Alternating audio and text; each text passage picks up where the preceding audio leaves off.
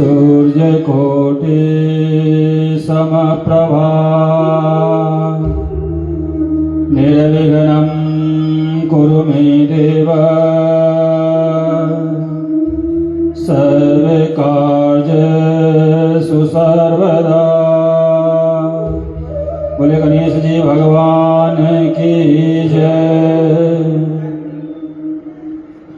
गुरुर्ब्रह्मा गुरुर्विष्णु गुरुर्देवो महेश्वरः गुरु साक्षात् परं ब्रह्मा तस्मै श्री गुरुवे नमः। बोले गुरुदेव भगवान की जय।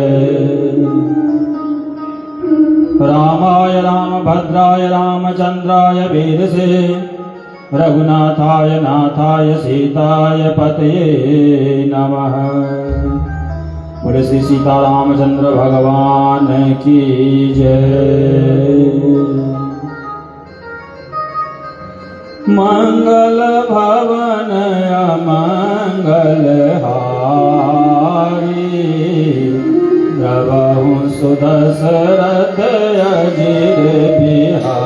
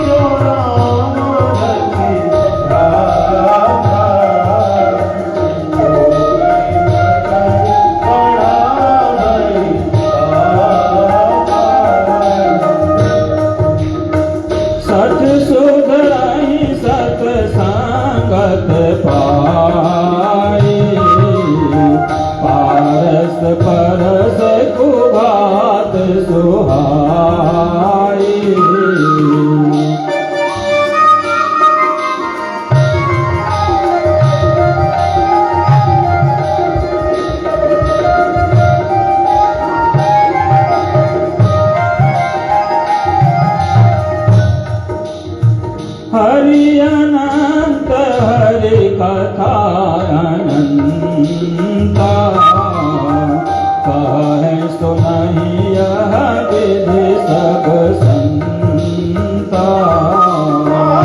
हरि अनंत हरि कथा अनंता कहे सुनहि सब विधि सब संता। कर्म प्रधान विश्व करि राखा जो जस करहि सो तस फल चाखा। कर्म प्रधान विश्व करि राखा जो करहि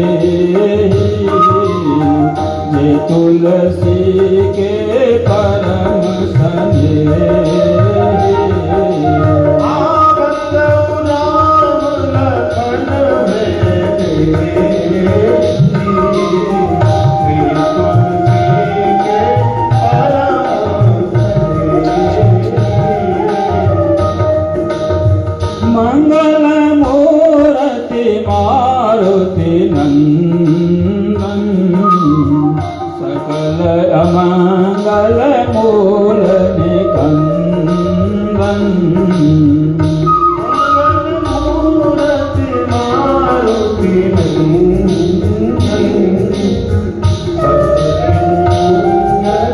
मूल निकंदन पवन तनय संतन हितकारी हृदय विराजत अवध बिहारी पवन तनय संतन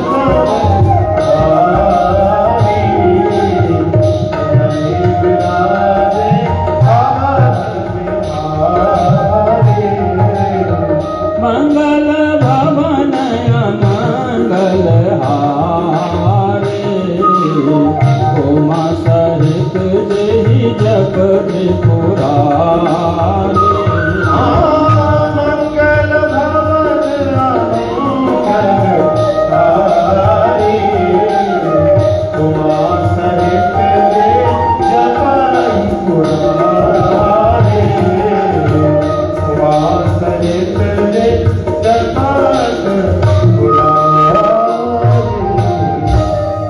बोले श्री सच्चिदानंद सरकार की जय। जगत जननी जगदम्बा जानकी की जय। बबुआ लखन लाल की जय। वीर बजरंग बली की जय। अखंड कोटि ब्रह्मांड नायक श्री सच्चिदानंद रूपाय शंख चक्र गदा पुष्पधारी परमपिता परमात्मा को हमारा कोटि कोटि नमन।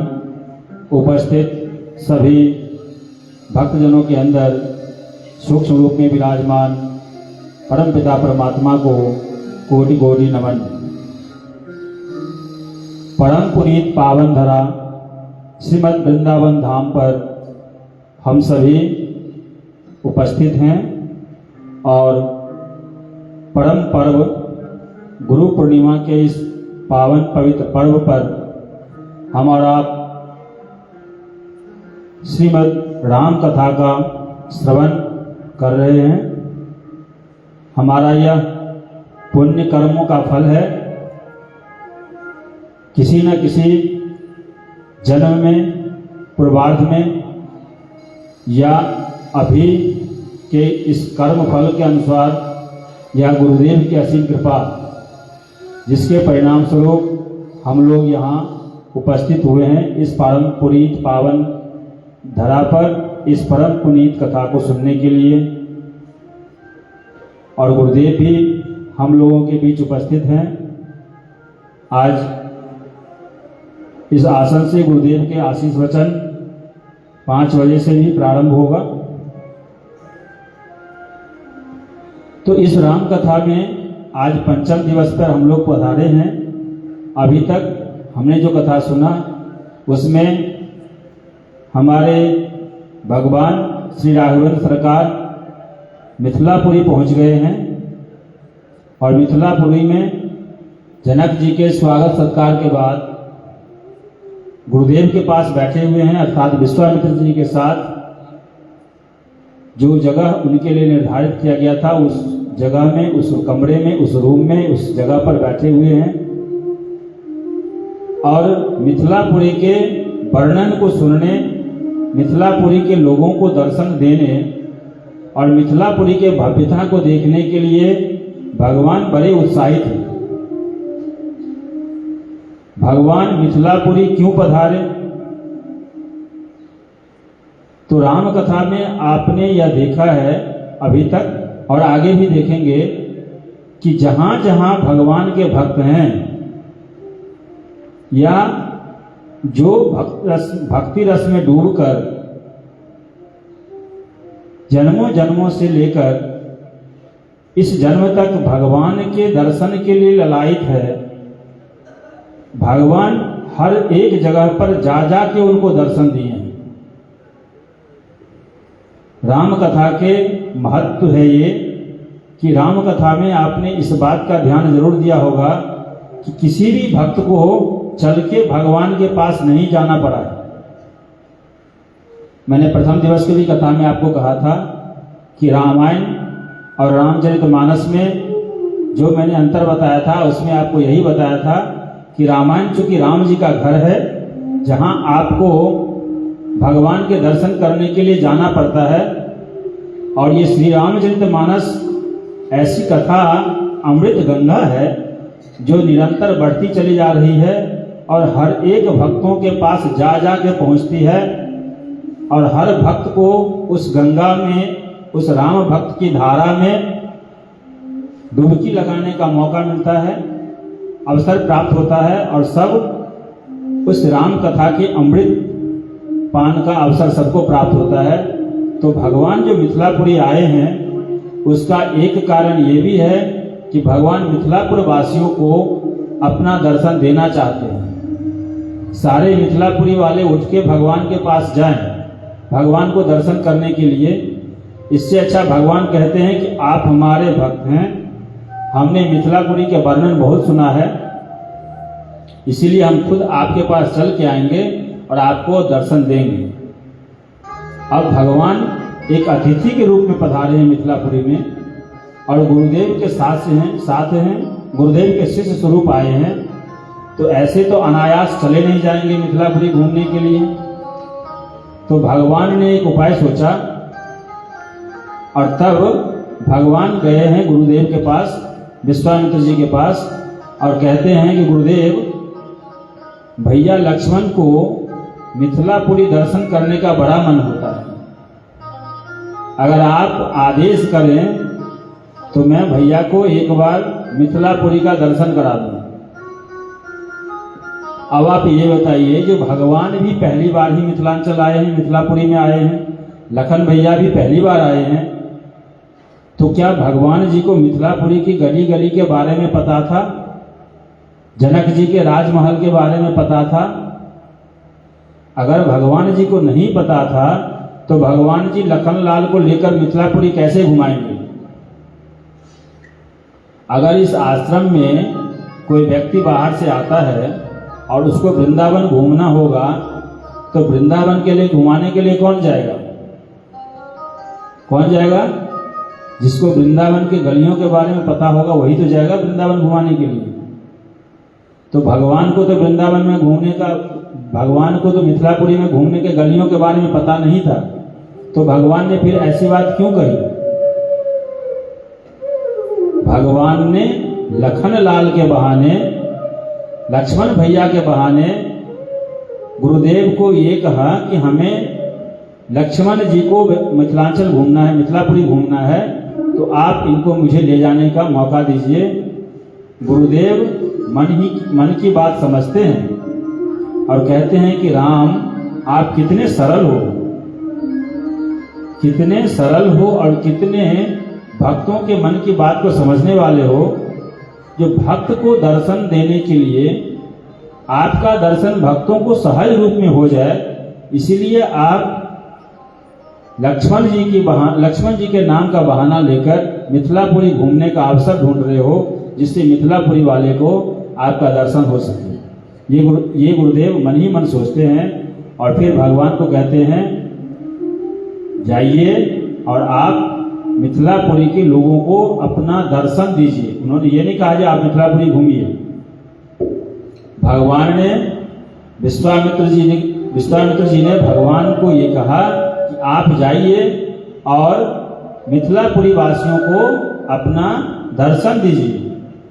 भगवान वहाँ पर लखनलाल जी के साथ निकलते हैं मिथिलापुरी का दर्शन करने के लिए, और मिथिलापुरी के गलियों में जाते हैं। मिथिलापुरी के जितने भी लोग हैं, तत्क्षण यह बात हवा में जंगल की आग की तरह फैल गई। जंगल की आग की तरह फैलना एक मुहावरा है, जिसका अर्थ होता है बड़ी जल्दी से कोई भी चीज एक जगह से दूसरी जगह चले जाना।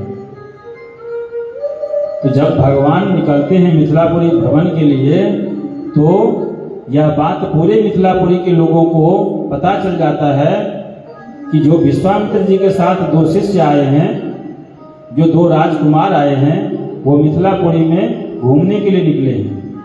तो मिथिलापुरी के हर घर के ऊपर हर गली को, हर चौबारे को सजा दिया गया और हर गली के ऊपर, हर घर के ऊपर मिथिला की नारियां ऊपर लाइन से खड़ी हो गई, हर गली गली के बाहर। और भगवान जब गलियों से निकल रहे हैं तो ऊपर से सारी सखियां, सारी महिलाएं, पुरुष, जितने भी लोग हैं सब भगवान का दर्शन कर रहे हैं। लेकिन थोड़ी सी कठिनाई हो रही है भगवान के दर्शन करने में। क्या कठिनाई हो रही है? भगवान सड़क पर चल रहे हैं तो भगवान की नज़र नीचे झुकी हुई है और ऊपर से नगरवासी अपने छत पर, अटारी पर से भगवान का दर्शन करना चाहते हैं तो उनको हमारे राघवेंद्र सरकार के मुख्य छवि का दर्शन नहीं हो पाता, क्योंकि जब नीचे हैं भगवान जी, नीचे सड़क पर चल रहे हैं और ऊपर छत से कोई उनका दर्शन करना चाहे तो उनके मुखारविंद का दर्शन हो नहीं पाता है। उनके सर का दर्शन होता है, शरीर का दर्शन होता है, लेकिन मुखारविंद का दर्शन नहीं होता। तो उसमें से एक दूसरी सखी आपस में बात करती हैं और कहती हैं कि सखी इनको मारो, इनको मारो, जल्दी मारो। फिर दूसरी सखी कहती हैं अरे कैसी बातें कर रहे हो, ये राजकुमार मारने लायक है क्या? और हम मिथिला की नारियां इतने गई गुजरी तो है नहीं जो अपने आए हुए अतिथि को मारें। तो पहली सखी कहती हैं कि तुम क्या पागल हो गए हो? मारने का मतलब मैंने ये कहा कि ये जो पुष्प दिए गए हैं हमें राजकुमार के ऊपर बरसाने के लिए, ये राजकुमार के ऊपर पुष्पों से वार करो, पुष्पों से इस कदर मारो जो आप जब पुष्प उनके ऊपर फेंके तो वो ऊपर की तरफ देखें, और जब वो ऊपर की तरफ देखेंगे तो मैं उनके मुखारविंद का दर्शन कर पाऊंगा। इस तरह की नारियां अलग अलग तरीके का बहाना बना रही हैं और भगवान के मुखारविंद का दर्शन करना चाहती हैं। लक्ष्मण जी नीचे सुन रहे हैं उनकी बातों को और चल भी रहे हैं। उसी में से कई सखी ऐसे हैं जो कहते हैं कि अरे तुम्हें पता है ये दोनों कौन है? एक कहती हैं हाँ बताओ कौन है? अरे ये अयोध्या के राजकुमार हैं, अयोध्या में राजा दशरथ के ये दोनों राजकुमार हैं, राम और लक्ष्मण। ये विश्वामित्र जी के साथ आए हैं यहाँ पर, और जो स्वयंवर का आयोजन किया गया है इसमें ये लोग भी आएंगे और ये लोग भी बैठेंगे। उसी में से फिर सखियां कहती हैं कि अरे इनके बारे में तो बहुत सारी कथाएं सुनी है, हमने सुना है कि जंगल में जाकर तारका को मार दिया इन्होंने, मारीच को मार दिया, सुबाहु को मार दिया, इतने सारे राक्षसों को मारते हुए और विश्वामित्र जी के यज्ञ को सफल कराते हुए तब ये यहाँ पधारे हैं। लक्ष्मण जी पीछे से सारी बात को सुन रहे हैं। लक्ष्मण जी कहते हैं भैया को, भैया ये हमारी बातें इन लोगों को कैसे पता चल गई? अभी तो हम गए दिन कितने हुए हैं यहाँ आए हुए, और जो कार्य हमने पीछे वन में किया था वो बात यहाँ तक कैसे पहुँच गई? क्या मिथिला वालों का नेटवर्क इतना दुरुस्त है, इतना तेज है? भगवान कहते हैं कि लक्ष्मण को, भैया ऊपर मत देखो और नीचे शांत स्वभाव से चलते रहो, सिर्फ हमारा यहाँ पर नगर दर्शन का काम है, इधर उधर की बातों में मत भटको, पता नहीं कौन क्या बोले और क्या से क्या हो जाए। लखनलाल जी चुप हो गए। अब जब गली में निकले हैं, इतनी सुंदर छवि लोग देख देख के मोहित हो रहे हैं, तो जो सखियां ऊपर हैं वो तो ठीक है, जो नीचे बाल हैं, बच्चे हैं, वो बच्चे क्या करते हैं, भगवान को हाथ पकड़ पकड़ के विभिन्न विभिन्न गलियों में ले जाते हैं और कहते हैं कि चलिए मैं आपको ये जगह दिखाता हूँ, मैं आपको ये जनक जी का महल दिखाता हूँ, मैं आपको ये अटारी दिखाता हूँ। सोचिए, जो भगवान लोगों को भव सागर से तार कराते हैं, जिनका बांह पकड़ के लोग भव सागर को तर जाना चाहता है, जिनके हाथों को एक बार स्पर्श करना, जिनके चरणों में एक बार सर को झुकाना बड़े बड़े ऋषि मुनियों के सौभाग्य के लिए बात होती है, वो भगवान गलियों में ऐसे घूम रहे हैं और बच्चे उनके हाथ पकड़ पकड़ कर उनको नगर का दर्शन करा रहे हैं। कितना सुंदर दृश्य होगा वो, जब राघवेंद्र सरकार जो जगत को चलाते हैं उनको चलाने के लिए एक छोटे बच्चे ने उनका हाथ पकड़ रखा हो और वो उनका मार्गदर्शन कर रहा हो। ये कब संभव होता है? जब आपके अंदर वो भक्ति भाव जागृत होता है। रामावतार में भगवान ने सारे भक्तों के घर जा जा के उनका उद्धार किया है, और कृष्णावतार में क्या किया इन्होंने? कृष्णावतार में इन्होंने सारे राक्षसों को अपने घर बुला बुला के सबका सर्वनाश किया। यही क्या ना, यही क्या ना। कृष्णावतार में जब बालक रूप में है भगवान, तो सारे राक्षस अलग अलग रूप धर धर के आ रहे हैं और भगवान के ऊपर आक्रमण कर रहे हैं और फिर अपने सुरधाम को पधारते हैं। भगवान के द्वारा गति मिलता है उनको। और रामावतार में भगवान घर घर जा जा के सभी भक्तों को अपना दर्शन दे रहे हैं और सबको उद्धार कर रहे हैं। कहाँ बीच जंगल में अहिल्या माता सदियों से भगवान का इंतजार कर रही थी, वहां जाकर भगवान ने अहिल्या को तारा है।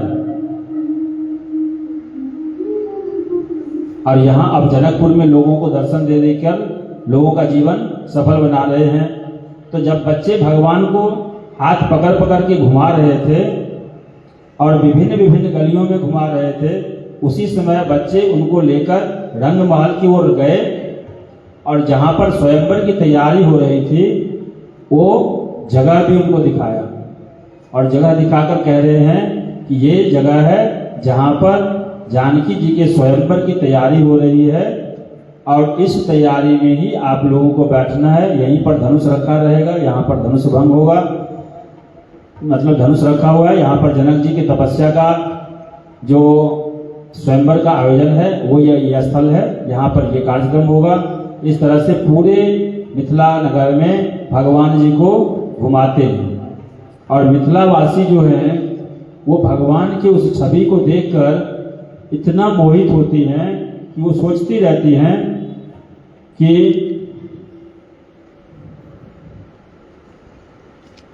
भगवान की सुंदर इतनी छवि कहाँ से आई है, और भगवान जिस स्वरूप में आए हैं वो इतना मोहित करता है लोगों को। तो जिन्होंने इनके स्वरूप की रचना करी होगी वो कितना सुंदर होगा।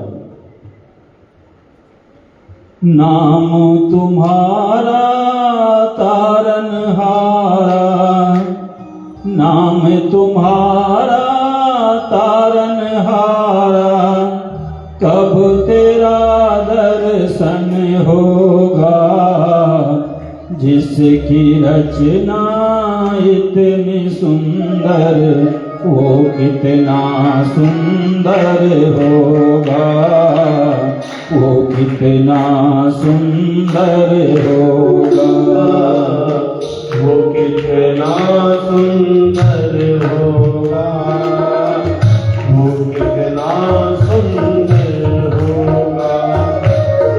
नाम तुम्हारा तारनहारा, कब तेरा दर्शन होगा, जिसकी रचना इतनी सुंदर वो कितना सुंदर होगा, जिसकी रचना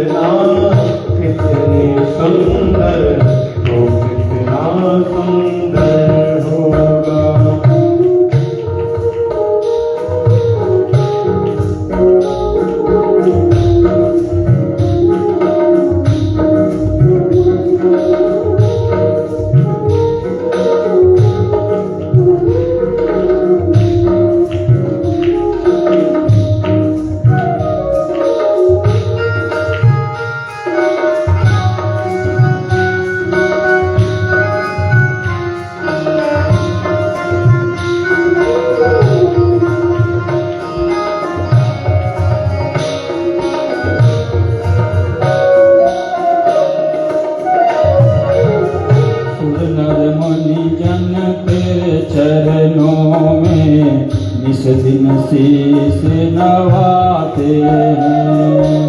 सुर नर मुनि सब तेरे चरणों में इस दिन शीस नवाते हैं।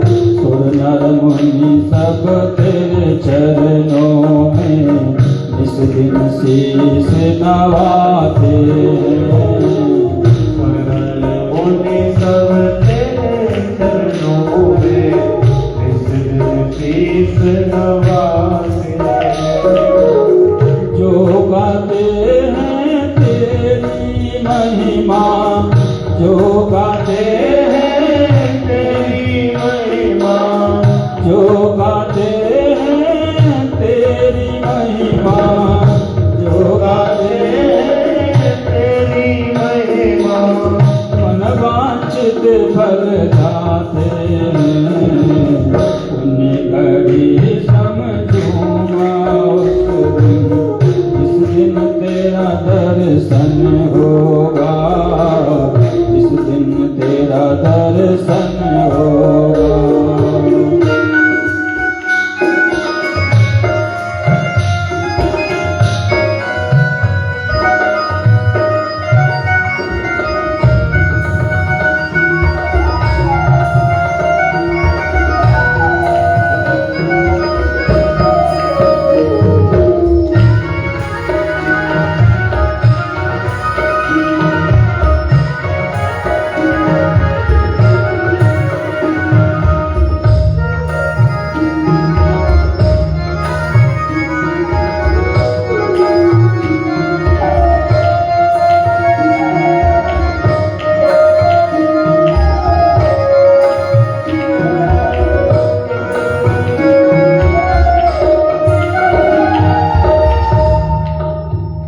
दीन दयालु करुणा सागर, दीन दयालु करुणा सागर, जग में नाम तुम्हारा है। दीन दयालु करुणा सागर, जग में नाम तुम्हारा है। भटके हुए हम भक्तों का भी, भटके हुए हम भक्तों का भी, तू ही एक सहारा है। जग से पार उतरने को ही, जग से पार उतरने को ही असली सुमिरन होगा। नाम तुम्हारा तारनहारा, कब तेरा दर्शन होगा। जिसकी रचना इतनी सुंदर, वो कितना सुंदर होगा, वो कितना सुंदर होगा।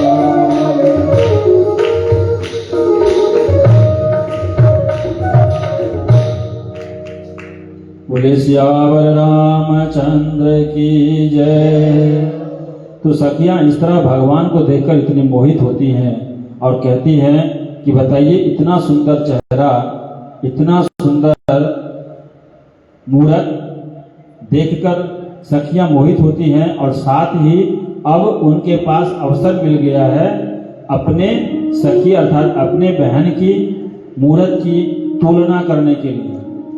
तो एक तरफ तो सखियां इधर देख रहे हैं भगवान के उस चंद्र चकोर छवि को, और दूसरी तरफ सखियां देख रही हैं अपने बहन अर्थात सीता मैया के छवि को। और तब दोनों छवि को देखकर सखी ये कहती है कि काश ऐसा होता कि हमारी बहन अर्थात सीता मैया का विवाह इन्हीं के साथ होता। अब देखिए, एक साथ सभी नगरवासी भगवान से इस बात का निवेदन कर रहे हैं कि ऐसी कोई व्यवस्था बनाइए ताकि हमारी राजकुमारी अर्थात सीता जी का विवाह हमारे इसी राजकुमार से हो। अर्थात ये अयोध्या के जो राजकुमार आए हैं, इनमें जो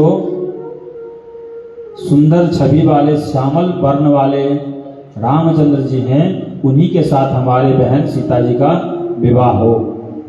ये संपूर्ण मिथिलावासी भगवान से अब इस बात की कामना करने लग गए और साथ ही इस बात की भी कामना करने लग गए कि कम से कम ऐसा होता कि जनक जी अपने इस शर्त को भूल जाते या अपने इस शर्त को तोड़ देते।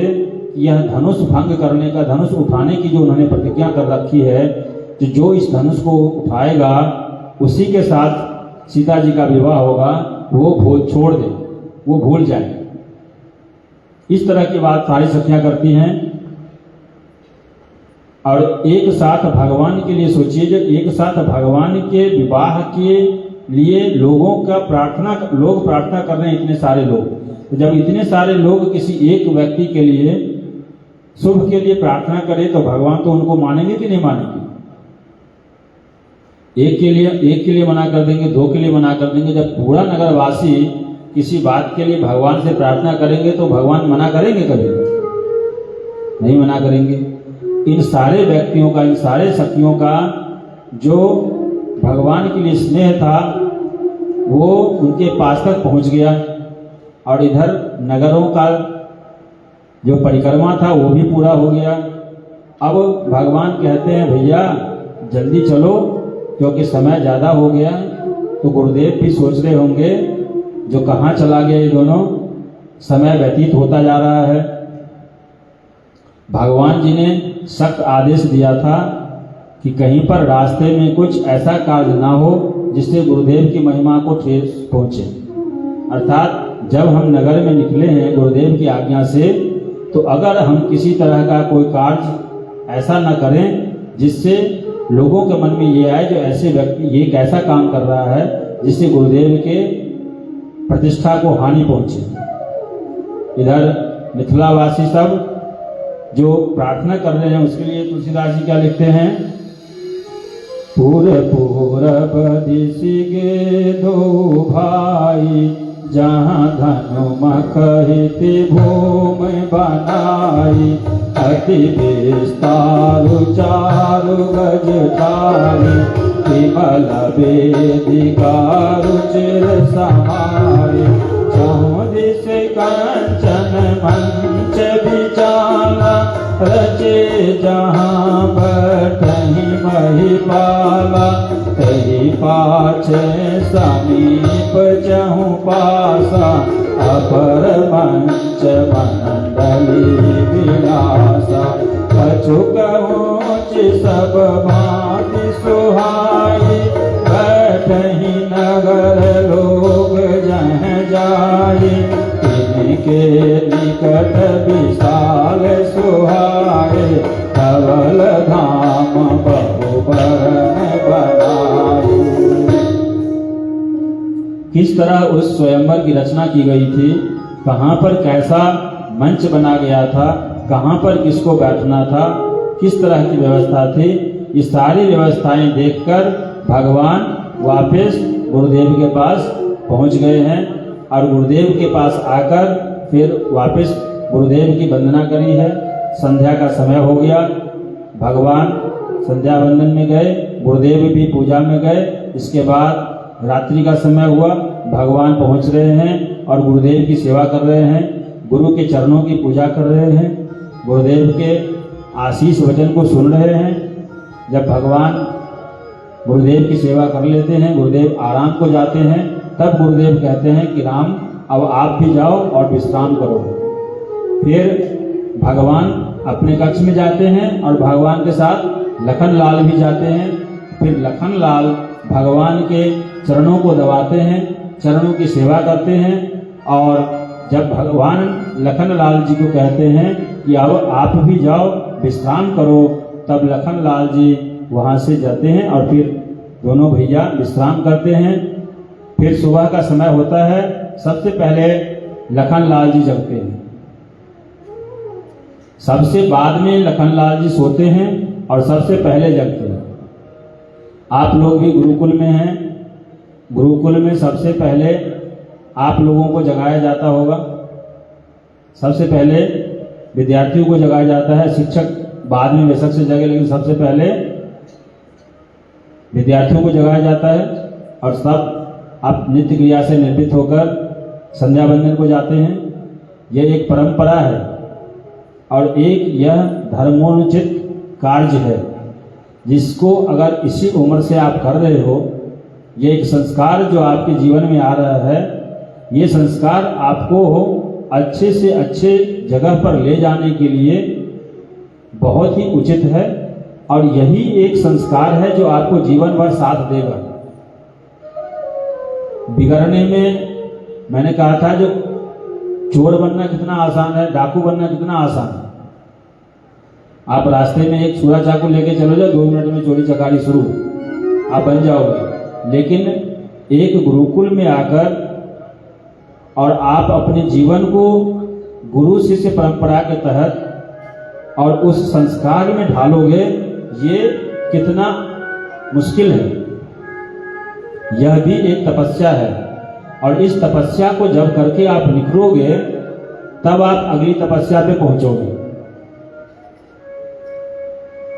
आपको गुरुकुल में जब कभी भी सुबह उठने के लिए कहा जाता है तो आप उसको अन्यथा ना लें, क्योंकि जब आप उस ब्रह्म मुहूर्त में उठने के लिए राजी होते हो, उठते हो, और उस मुहूर्त में जो काम करते हो, जो संध्या वंदन करते हो, जो पढ़ाई लिखाई करते हो, उसका अपना एक विशेष महत्व है। और उसी समय में किए हुए कार्यों का फल भी यथा योग्य होता है। दिन और रात का समय बनाया ही इसीलिए गया है कि जिस कार्य को दिन में करना है वो रात में नहीं करना है। रात विश्राम के लिए होता है और निशा काल में किया हुआ काम राक्षसों और दैत्यों का होता है। अर्थात मध्य रात्रि को अगर कोई किसी तरह का कार्य कर रहा होता है जो विश्राम करने का समय है, उस तरह अगर आप कोई काम करते हो तो वो निशाचरों का काम होता है।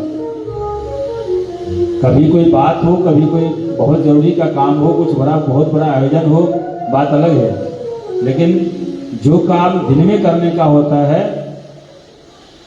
चाहे पढ़ाई का हो, चाहे घर का काम हो या जो भी हो, दिन का जो काम हो दिन में होना चाहिए। ऐसा नहीं कि आप दिन भर तो सो और रात भर देर रात तक 12 बजे 1 बजे रात तक 2 बजे रात तक जग के मुझे तो काम करना है, मुझे तो पढ़ाई करना है, मुझे ये करना है, इस तरह के कामों में लगो, ये सर्वथा वंचित है। तो सुबह जल्दी उठना है और फिर उसी तरह से कार्य संपन्न करके, ताकि देर रात तक आपको जागना ना पड़े, इस तरह की प्रवृत्ति बनानी है, जिससे आपके अंदर संस्कार अच्छा होगा। तो ये इस तरह भगवान के जगने से पहले लखनलाल जी जगते हैं और लखनलाल जी जगते हैं, जगने के बाद जाते हैं भैया को उठाते हैं, मतलब भैया की सेवा करके प्रभु को जगाते हैं। और प्रभु जब जगते हैं तो फिर जाके दोनों भैया गुरुदेव को जगाते हैं और गुरुदेव के संध्या वंदन की तैयारी करते हैं। और फिर दोनों भाई गुरुदेव से आदेश लेकर चलते हैं गुरुदेव की पूजा के लिए पुष्प लेने को। गुरुदेव ने आदेश दिया था जो आप जाइए और पुष्प लेके आइए।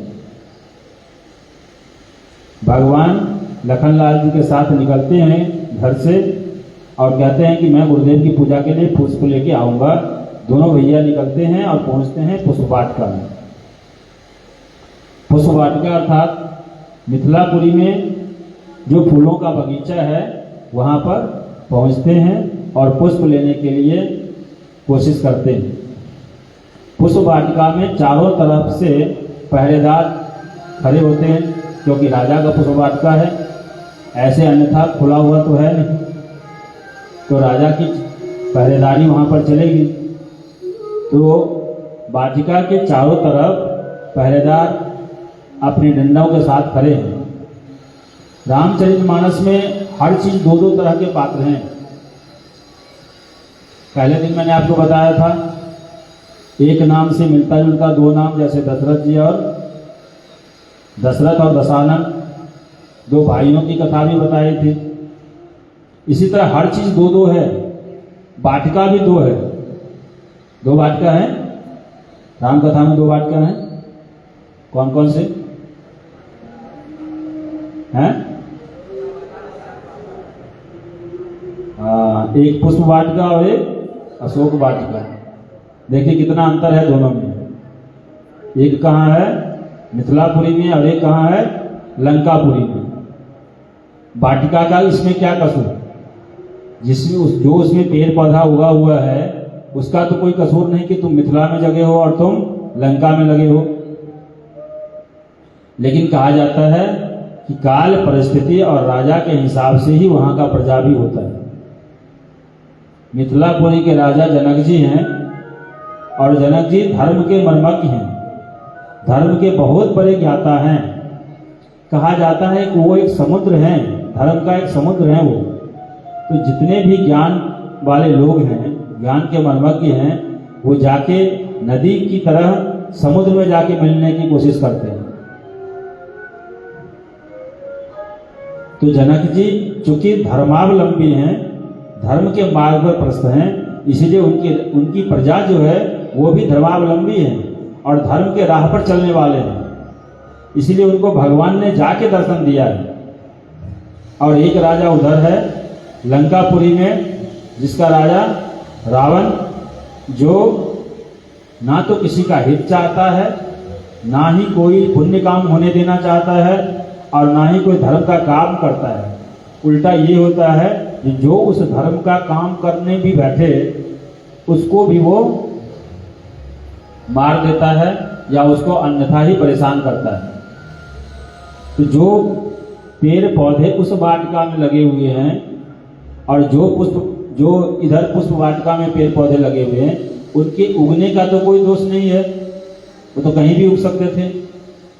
लेकिन चूंकि उनका रक्षक जो है, जो उनका राजा है, उनका स्वभाव ही गलत हो गया, इसीलिए उनका भी स्वभाव गलत हो गया। जैसी राजा वैसी प्रजा कहावत है, जैसी राजा वैसी प्रजा। इधर जनकपुर में जनक जी जिस धर्म के कर्म के चलने वाले हैं, उनके पुष्प वाटिका में सारे पेड़ पौधे भी उसी धर्म कर्म पे चलने वाले हैं। और उधर अशोक वाटिका में लंका के रावण, लंका का राजा रावण जो अधर्मी है, तो वहां पर जितने भी पेड़ पौधे हैं उसमें भी कोई धर्म पुण्य का काम करने वाला नहीं। तो भगवान इधर पुष्प वाटिका पर पहुंचते हैं और उस पहरेदार के ऊपर अर्थात माली के ऊपर, जो पुष्प वाटिका का जो रक्षक होता है उसको माली कहते हैं, जो पुष्प को सींचता रहता है, वो द्वार पे खड़ा है और भगवान उनसे आज्ञा मांगते हैं कि आप मुझे इस वाटिका में जाने का आदेश दीजिए। वो जो चौकीदार है वो कहता है भगवान से कि आप कौन हैं और यहाँ क्यों पधारे हैं।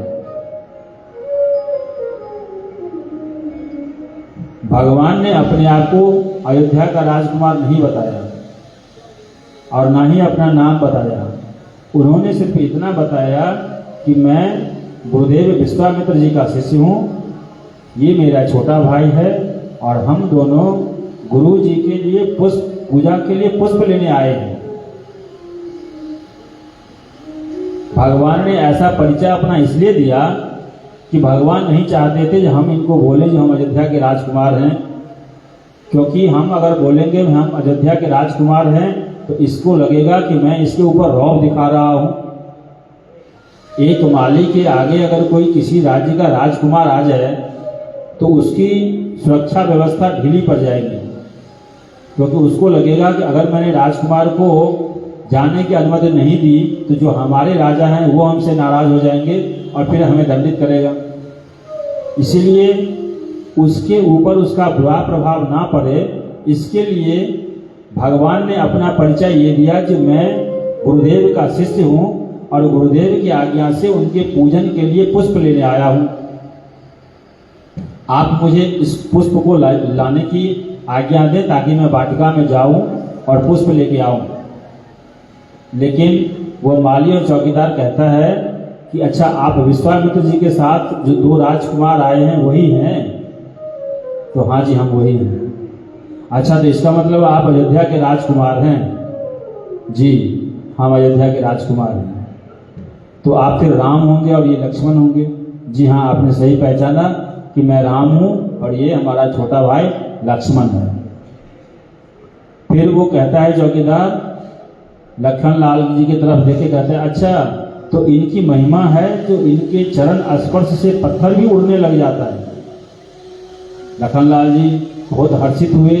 अच्छा, अब चौकीदार को पता चल गया जो हम लोग कैसे लोग हैं, अब हमारी महिमा का गुणगान कर रहा है, इसका मतलब मुझे अब जाने देगा। लखन लाल जी कहते हैं हाँ हाँ हम वही हैं, ये हमारे भैया ऐसे ही हैं, इनके एक बार चरण स्पर्श से पत्थर भी उड़ जाता है। अब चौकीदार हाथ जोड़कर खड़ा हो गया, प्रभु हम तो आपको वाटिका में फिर नहीं जाने देंगे। अब लखन लाल जी गुस्से हो रहे हैं, क्यों भैया हमें क्यों नहीं जाने दोगे? वाटिका है, यहाँ पर पुष्प है और हमें पुष्प पूजा के लिए चाहिए, तो पुष्प का तो काम ही है पूजा करने जाना, और हमारे गुरुदेव ने हमें यह आदेश दिया है तो आप हमें पुष्प लेने दो। उन्होंने कहा कि नहीं, इस पुष्प वाटिका में जाने से आपको खतरा है और हमें भी खतरा है। तो उन्होंने कहा कैसा खतरा भाई, हमें कैसे किस बात का खतरा और आपको किस बात का खतरा? उन्होंने कहा कि ये जो वाटिका का रास्ता है, इस रास्ते में पत्थर बिछे हुए हैं। जब आप वाटिका में जाओगे इस रास्ते से, तो जैसे ही आप इसमें पैर रखोगे सारे पत्थर उड़ जाएंगे, हमारा रास्ता टूट जाएगा। और जब पत्थर ये आपस में उड़ेंगे तो इतने सारे पत्थर आपस में उड़ के टकराएंगे ऊपर में, टकरने के बाद अगर नीचे गिरा तो आपके सर पे लग जाएगा, फिर आपको चोट लगेगी, तो आपको तकलीफ होगी। इसलिए हम आपको इस रास्ते से नहीं जाने देंगे, ये रास्ता आपके लिए अच्छा नहीं है, आप किसी और मार्ग से चले जाइए, इस वाटिका में और भी मार्ग है। यहाँ पे दो भाव है, यहाँ पे दो भाव है। आपके घर अगर कोई संत पुरुष आता है, या समझ लीजिए जो आपके घर भगवान पधारे हैं, तो आप क्या करेंगे? दो रास्ते हैं, या तो आप उनको घर में बुला लें और घर बंद कर दें ताकि किसी को पता ना चले और आप आराम से उनके दर्शन कर सको। दूसरा ये होता है, जब आपके यहाँ कोई संत पुरुष पधारते हैं या भगवान की प्रबल इच्छा हो आपके घर में भगवान पधारे, तो आप क्या करते हैं? अपने घर के सारे दरवाजे खोल देते हैं और दौड़ दौड़ के गली मोहल्ले में सबको इकट्ठा कर लेते हैं कि भाई मेरे घर आ जाओ, मेरे यहाँ एक बहुत बड़े संत आए हैं, आप उनका दर्शन कर लो, आप उनके दर्शन का लाभ उठाओ। हम जनरली ऐसा करते हैं कि नहीं करते? करते हैं। घर हरे राम राम हरे राम राम राम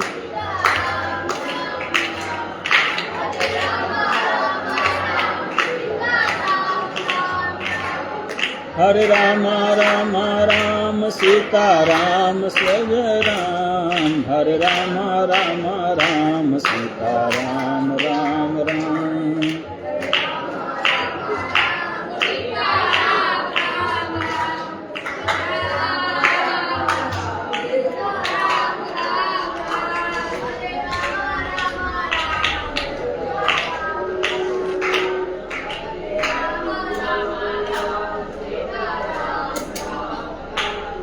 हरे राम राम राम सीता राम राम राम।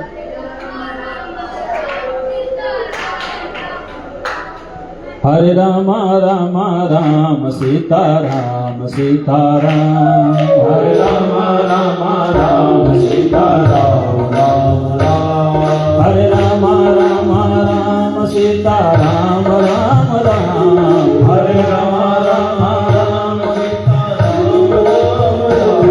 हरे राम राम राम सीता राम राम राम, हरे राम राम राम सीता राम राम,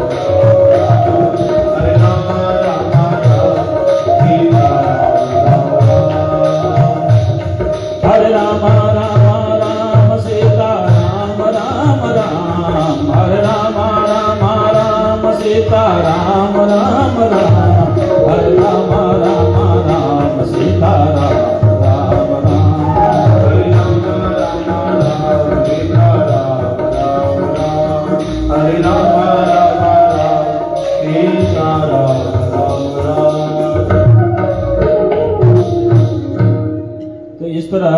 पहला पहरेदार पहले ही गेट पे भगवान को मना कर देता है कि आप उस वाटिका के अंदर नहीं जा सकते हो। भगवान लखनलाल की तरफ देखते हैं और कहते हैं भैया ये तो बड़ा मुश्किल हो रहा है, गुरुदेव क्या कहेंगे, अगर हम बगैर पुष्प लिए पहुंच जाएं तो गुरुदेव क्या कहेंगे। लखनलाल जी कहते हैं भैया कोई बात नहीं, अब ये कह रहा है दूसरे रास्ते से जाने के लिए तो चल रही है, एक बार देखते हैं दूसरे रास्ते में जाके क्या होता है। तो भगवान पुष्प वाटिका के दूसरे गेट खड़ा। पहरेदार ने जब भगवान जी को देखा तो फिर उसने भी कहा कहाँ कहाँ कहाँ कहाँ बढ़े चले आ रहे हो। भगवान जी ने कहा कि भैया हमें इस वाटिका से पुष्प लेना है, क्योंकि हमारे गुरुदेव जी को पूजन के लिए पुष्प चाहिए, और पहले वाले गेट पे हमें ये कहा गया था कि आप इस गेट से नहीं जाओगे, आप इस गेट से जाओगे, दूसरे वाले गेट से जाओगे, इसीलिए मैं पहले गेट को छोड़कर दूसरे गेट पे आया हूँ। तो जो दूसरे द्वार का द्वारपाल था, माली था, उसने की कहा कि भैया आपको उसी दरवाजे से जाना चाहिए था, उस द्वार से आप नहीं गए तो यहाँ तो आपके लिए विशेष खतरा है। उन्होंने कहा ये क्या ड्रामा है भाई, पहले वाले द्वारपाल ने भी मुझे यही कहा जो यहाँ पे खतरा है, अब आप भी कह रहे हो कि यहाँ पे खतरा है, अब यहाँ पे क्या खतरा है।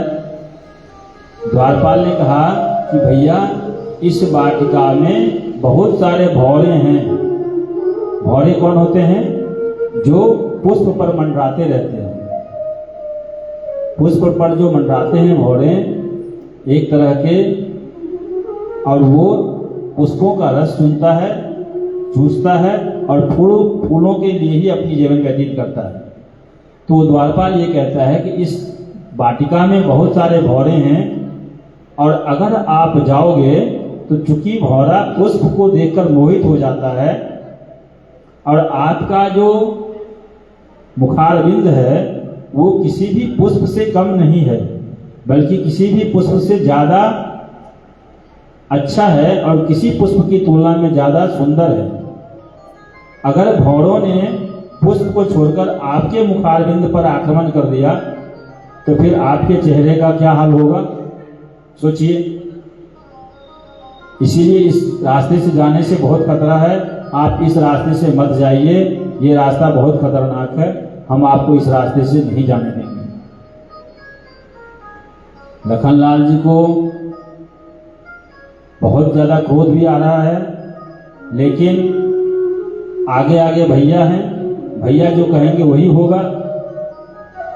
अब लखनलाल जी कहते हैं भैया अब क्या करें, एक ने मना कर दिया, दूसरे ने भी मना कर दिया, अब क्या करें। तो दूसरे द्वारपाल ने बोला कि भैया आगे ही तीसरा दरवाजा है, आप तीसरे द्वार से चले जाइए, वहां पर आपको कोई खतरा शायद नहीं होगा, आप तीसरे द्वार पे चले जाइए। तो जब एक द्वारपाल ने दर्शन कर लिया भगवान को, तो उसने दूसरे के पास भेज दिया भगवान को, ताकि उनको भी दर्शन हो सके। अब दूसरे द्वारपाल ने तीसरे द्वारपाल पे भगवान को भेज दिया, ताकि वहां भी भगवान का दर्शन द्वारपाल कर सके। अब तीसरे दरवाजे पर पहुंचे हैं, तीसरे द्वार पर भगवान पहुंचे हैं, वहां भी द्वारपाल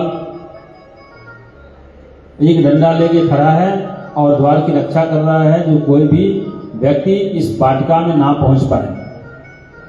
अब भगवान जब उस द्वार पर पहुंचे हैं तो फिर वही द्वारपाल कहते हैं कि भैया आप कहाँ भागे जा रहे हो, यहाँ क्यों आए हो, आपको क्या चाहिए। भगवान कहते हैं कि मुझे पुष्प चाहिए, मैं पुष्प के लिए आया हूँ, मुझे गुरुदेव को पुष्प लेके देना है।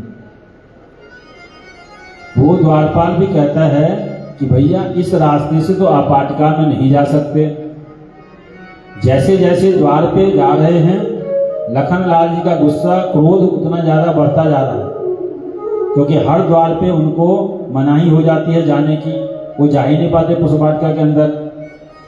अब समस्या उनके साथ ये है कि यहाँ पर वो बल का भी प्रयोग नहीं कर सकते, क्योंकि अगर वो बल का प्रयोग करेंगे तो गुरुदेव की आज्ञा का अवहेलना होगा। गुरुदेव ने उनको पुष्प लाने के लिए कहा है, लेकिन पुष्प लेने के लिए वो किसी द्वारपाल से झगड़ा नहीं कर सकते। यहाँ पर अगर आपको गुरुकुल से गुरुदेव किसी कार्यवश बाहर भेजते हैं और आप उस कार्य को करने के लिए रास्ते में किसी व्यक्ति से झगड़ जाए या उलझ जाए, तो बदनामी किसकी होगी? गुरुदेव की होगी। आपको वो कार्य वांछित है, नहीं करना चाहिए। इसी तरह से लखनलाल जी क्रोध को शांत करके बैठे हैं और भैया के पीछे पीछे चल रहे हैं और भैया को बार बार कह रहे हैं कि भैया इस तरह तो हम पुष्प ले कैसे पाएंगे, अगर हर द्वार पे इसी तरह की कठिनाई रही तो हम पुष्प कैसे लेंगे। भगवान कहते हैं वो कोई ना कोई तो रास्ता होगा ही, किसी न किसी रास्ते से तो हम जाएंगे ही वाटिका में और पुष्प भी लेके ही आएंगे। अब तीसरे द्वारपाल से पूछा, भैया आपकी क्या समस्या है, हम क्यों नहीं जा सकते इस द्वार से। तो उन्होंने कहा कि इस रास्ते से जो पुष्प है, जो पुष्पों के पौधे हैं, जो बाग है, जो लता है, उससे अगर आप पुष्प को तोड़ेंगे तो उनके लताओं में, पताओं के बीच में, पुष्पों के बीच में कांट भी होता है। ऐसे ऐसे पुष्प होते हैं ना जिसके बीच में कांट होता है, तना में कांटा होता है, आगे पुष्प होता है। तो उन्होंने कहा कि इधर से जितने भी फूल पत्तियां हैं, इनके तना में कांटा है, और अगर आपने पुष्प तोड़ने की कोशिश करी और इतने सुंदर सुकुमार आपके हाथ हैं, इतने सुंदर सुकुमार आपके चरण हैं, अगर कहीं पर भी जरा सा ऊंचा नीचा हो गया और आपको कोई कांटा चुभ गया तो सोचिए आपका क्या होगा। फिर तो हमें हमारे महाराज ही डांटेंगे ना, कहेंगे तुमने इस रास्ते से उनको क्यों जाने दिया जिस रास्ते से उनको कठिनाई हो रही थी, ऐसे वाटिका में क्यों जाने दिया जिससे उनको कांटा चुभ गया। इसलिए हम इस रास्ते से तो आपको नहीं जाने देंगे।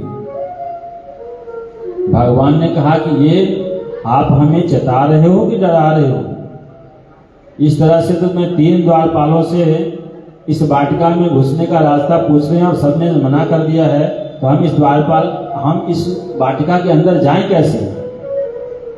द्वारपाल कहते हैं कि भाई अगला एक द्वार और है, आप उस द्वार पे कोशिश कर लीजिए, उस द्वार से आप अंदर जा सकते हैं।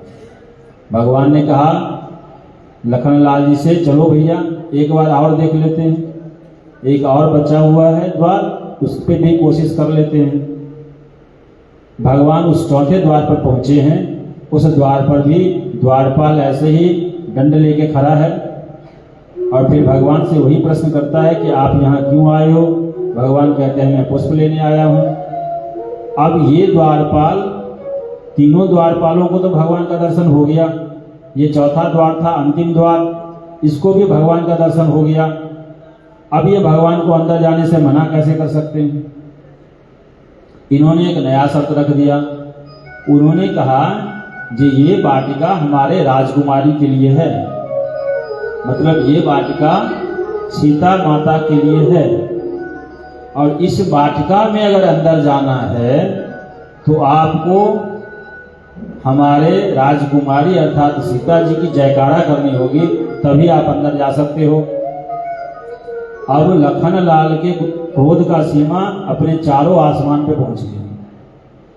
लखनलाल ने कहा भैया अब मुझसे बर्दाश्त नहीं होगा, ये सबने अलग अलग बहाना बना के हमें जाने से रोक दिया, और हम इतने बड़े राज्य के राजकुमार हैं और हमें ये कह रहे हैं कि अपने राजकुमारी का जयकारा लगाओ, ये तो संभव नहीं हो सकता।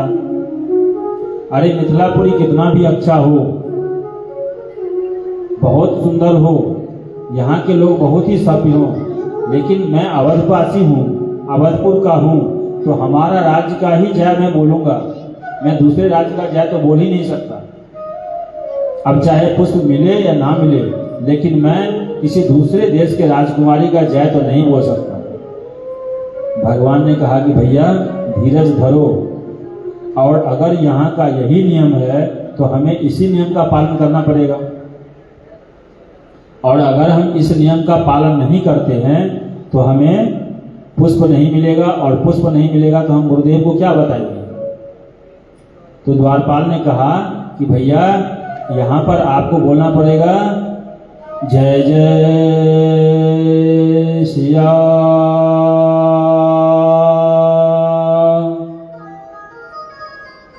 किशोरी लाल जी की जय, आपको बोलना पड़ेगा, तभी आप वाटिका के अंदर जाएंगे।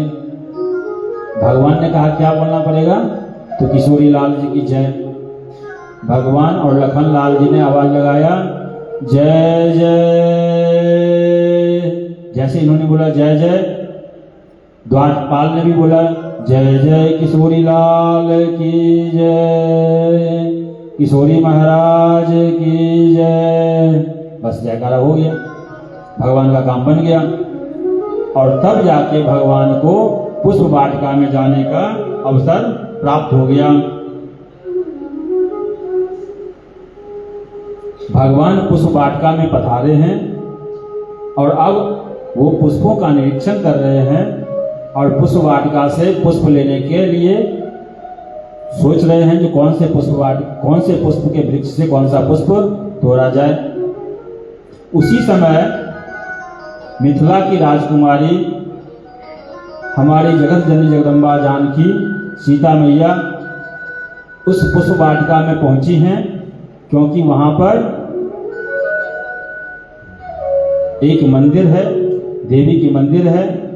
उस वाटिका में वो किनका मंदिर है?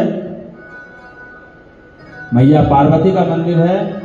और मिथिलांचल में या कहीं भी पुत्री के विवाह के समय जब किसी भी लड़की का विवाह का समय आता है तो उससे पहले उनके गौरी मैया की पूजा कराई जाती है, ताकि उनके जीवन में सभी तरह की सुख और शांति मिले।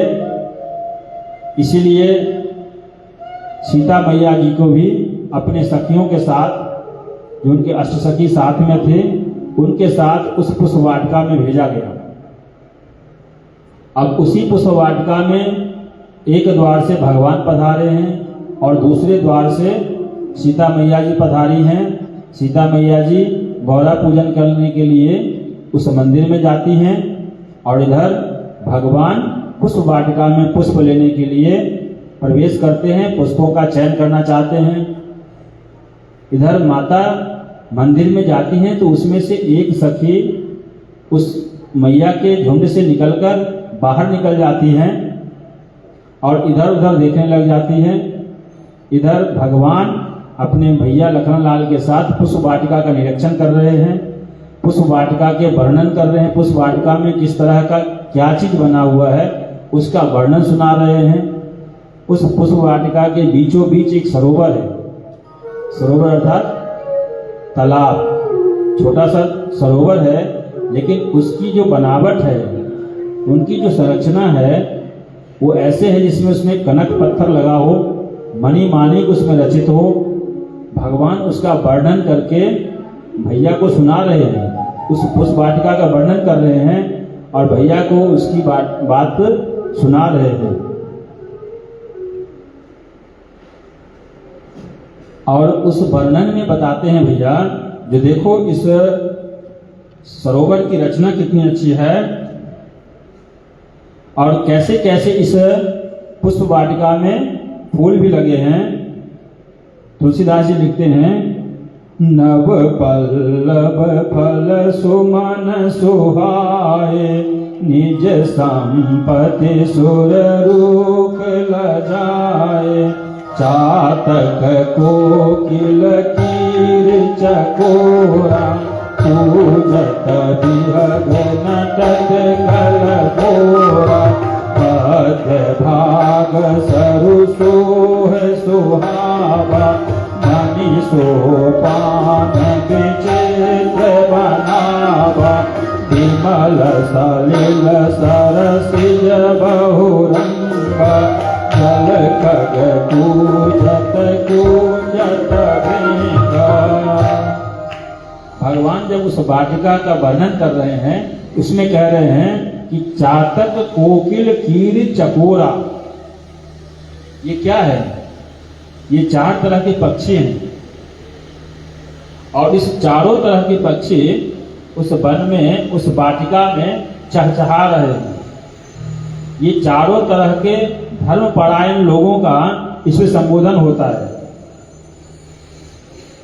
ये हैं पपीहे, कोयल, तोते, चकोर। ये मीठे मीठे बोल बोल रहे हैं और पुष्प वाटिका को आनंदित कर रहे हैं। और इसी में एक पक्षी ऐसा भी है जो प्रेम रस के कारण जाना जाता है और जिसके भाव में, जिसके स्वर में और जिसके नृत्य में ही प्रेम रस भरा रहता है, वो कौन होता है? मोर। तो इस चारों पक्षी के चहचहाने के साथ एक उस वन में, उस वाटिका में एक मोर भी है जो चारों तरफ नृत्य करता हुआ दिखाई देता है। अर्थात उस बाग में चारों तरह के धर्म करने योग्य लोग भी हैं और प्रेम रस से भरा हुआ मोर भी सुगंधित प्रेम रस बरसा रहा है। इसी प्रेम रस में भगवान को भी मोहित करता है और उधर सीता मैया को भी आकर्षित करता है। अब जो भगवती मैया के अष्ट सखी के साथ एक सखी बाहर निकल आई थी, जो इधर उधर भटक रही थी, क्योंकि उनको एहसास हुआ था जो इस वाटिका में कोई और भी है, तो वो देखने आ गई। और जब उसने एक ओट से देखा तो उन्होंने देखा कि वही दो राजकुमार जो पहले नगर में घूम रहे थे, आज वाटिका में घूम रहे हैं।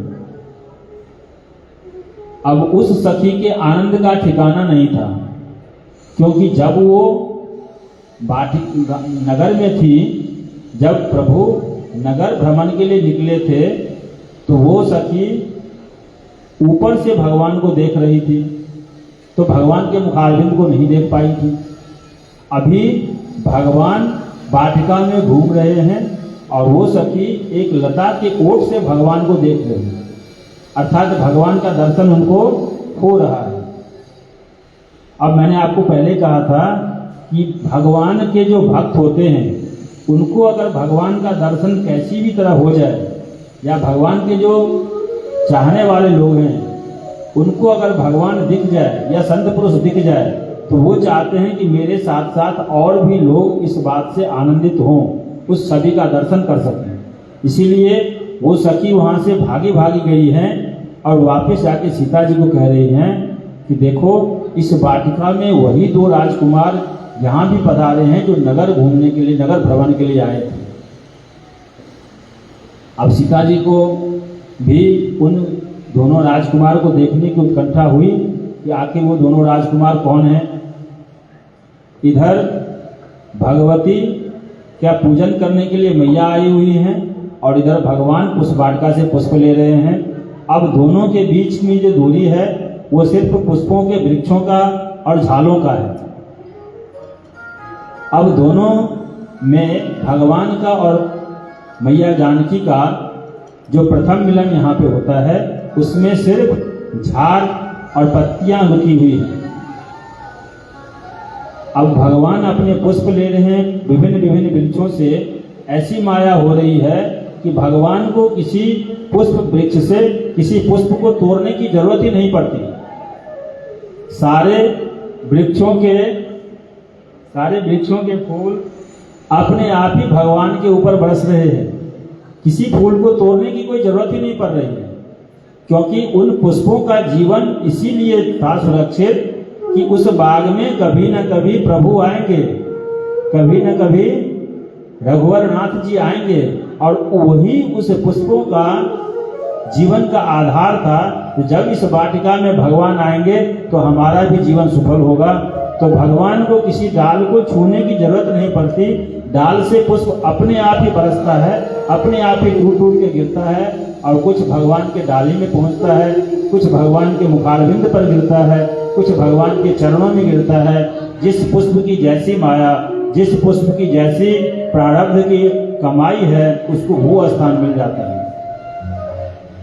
किसी पुष्प की इतनी कमाई है कि वो प्रभु के चरणों में अर्पित हो जाता है, किसी पुष्प की इतनी कमाई है कि वो प्रभु के चेहरे पर आके गिरता है, कोई सर पे गिरता है, और कोई उस पुष्प के बर्तन में गिरता है जिसमें भगवान उस पुष्प को ले जाकर अपने गुरुदेव को देंगे। तो इधर भगवान पुष्प के वृक्षों के साथ पुष्प लेने की कोशिश कर रही हैं। उधर मैया को जब सखी ने बताया कि आप उस राजकुमार का दर्शन करिए, तो एक झाड़ से, एक लता के ओट से मैया ने प्रभु का दर्शन किया, और इधर से मैया का नजर और उधर से प्रभु का नजर दोनों नजरें आमने सामने हुई, दोनों नजर मिलके 4 नजर हो गए।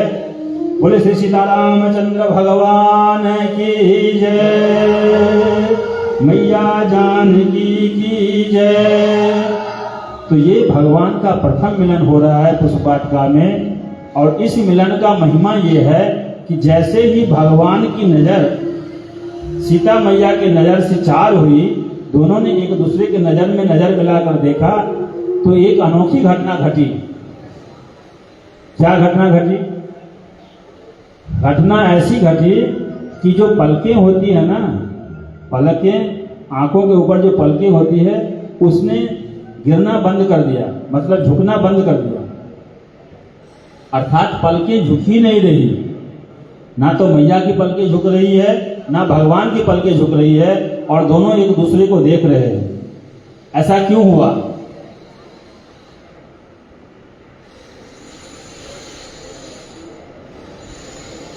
राजा जनक जी जिस वंशज में हैं, जिस वंश के हैं, उसमें एक राजा हुए थे, राजा निमि। राजा निमि का नाम सुना है आपने? ये कथा आपने भागवत महापुराण में सुना होगा। तो राजा निमि के वो हुई ये वरदान मिला था, जो अपने देश शांत हो जाने के बाद उनको भगवान ने वरदान दिया था कि आप लोगों के पलकों में रहेंगे। उस दिन से वो लोगों के पलकों में बैठे हुए हैं। कौन? राजा निमि। और राजा निमि के ही वंश में अवतरित हुए हैं जनक जी।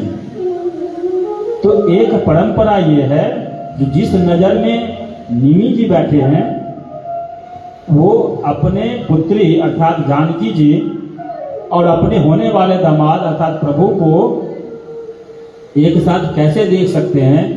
ये एक परंपरा है मिथिलांचल का, जिसमें विवाह से पूर्व लड़की लड़के को नहीं देख पाती। तो इसीलिए निमि जी ने वहां से अपने पलकों से अपने आप को हटा लिया ताकि ये दोष उनको ना लग सके। अब निमि जी जब पलकों से उतर गए, हट गए, तो अब पलक तो झुक ही नहीं सकता ना, इसीलिए पलक वहीं का वहीं रह गया। भगवान का भी पलक खुला रह गया और इधर मैया जानकी का भी पलक खुला रह गया। अब वो एक दूसरे को देखते ही रह गए, और देखते रह गए तो कभी क्या कहते हैं, राम को देख करके श्री जनक नंदनी, राम को देख कर श्री जनक नंदनी, बाग में जा खरी की खरी रह गई। राम को देख कर श्री जनक नंदनी।